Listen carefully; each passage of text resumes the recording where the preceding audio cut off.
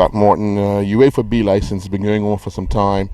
What do you think the emphasis is on accomplishing the B license for some of these coaches? And you've got coaches from overseas as well. Yes, we have 3 coaches from overseas. One is from England and the other 2 are from Scotland, but they're based in the U.S. As far as the purpose of it, definitely for the Bermudian coaches and all, is that to take your coaching level to a higher, your coaching experience to a higher level, and then obviously impart that on the players, because one of the most important ways of improving players is educated coaches. Now, to see the coaches actually taking part in the drills, usually they're the ones instructing the drills, but they're actually taking part in the drills. Does that give them a sense of what they want the players to go through, and they put themselves in that position? Yeah, 100% correct. And from our C license with Jacques Cavassier and Donald Park with the B, that's exactly the experience that they want the coaches to feel. Because those players will be feeling that same experience. So I'll give a small example. If you're doing any particular exercise and you have too many players who are waiting, then those players are bored, they're not attentive. So those are things that they want to focus on and let us feel those same characteristics. Now this is quite a big group. Yeah. How do you manage that smaller group and keeping the other guys still intense? Are we breaking it up? Are we got 2 things going on? I know the coaches are now in the later stages and are being tested on some of the things that you guys have been through all week. How does that work?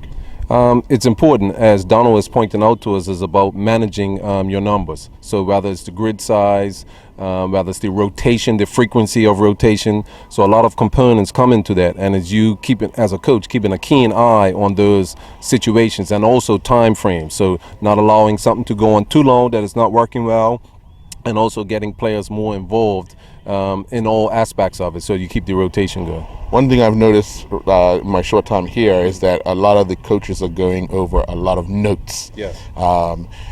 Do you think this is going to benefit Bermuda, as most of the coaches will have the same type of determination or interpretation of the way they want the coaching method to be? Yeah, so the reason that you see a lot of notes is because we're under the gun. Believe me, we're under pressure, and it feels good though. It's nerve-wracking at the same time for all of us, and you know, we're all here, most of us who have coached in Bermuda for a long time, but when you now get into an environment where you have to give thought, purpose, direction to everything that you do, and you know that you're being watched, then you know it brings about that bit of nerves, but nerves is good. So it allows us to now have more consistency, like you said, through all of the coaches, because as you see, all the coaches are from clubs around the island. So now we should see that consistency throughout the island. But what's more important is that once this course is finished, that us group of coaches and all the coaches in Bermuda who go through coaching courses need to continue to get together and brainstorm and talk about, you know, situations, so that you'll see the benefit of Bermuda.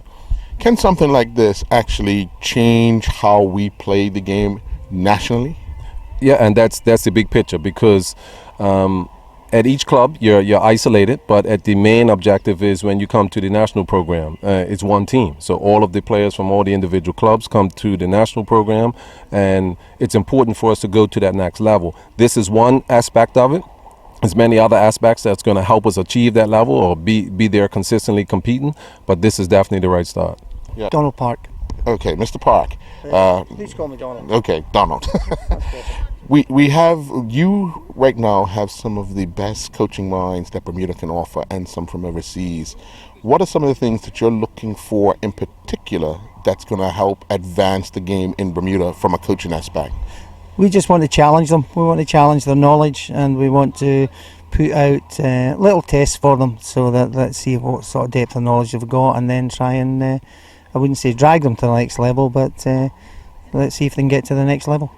Now, you've been here a few days, you've been through some growing pains for some of them, but getting the coaches to understand the importance of being willing to learn and open up even more, is that message getting across, you think? I think they've all came. They wouldn't be here if they didn't have an open mind to come, so I've not had that problem about their willingness to learn, and hopefully I can help them learn, but that's not a guarantee, by the way. Now, I was here over the weekend. You were doing some drills, getting them to look at different scenarios when things come about. How much of that is, because you see them taking a lot of notes and going over their notes, how much of that is basic, and how much of it is being able to identify certain things as they happen? The real challenge is identifying it as it happens. Because when everyone comes on a course, they want to plan and prepare it, from start to finish. And unfortunately, or fortunately, whichever way you look at it, football is not like that. It's very, very much in recognising what's happening at this present time and solving the problems for that. So that's the real challenge of coaching.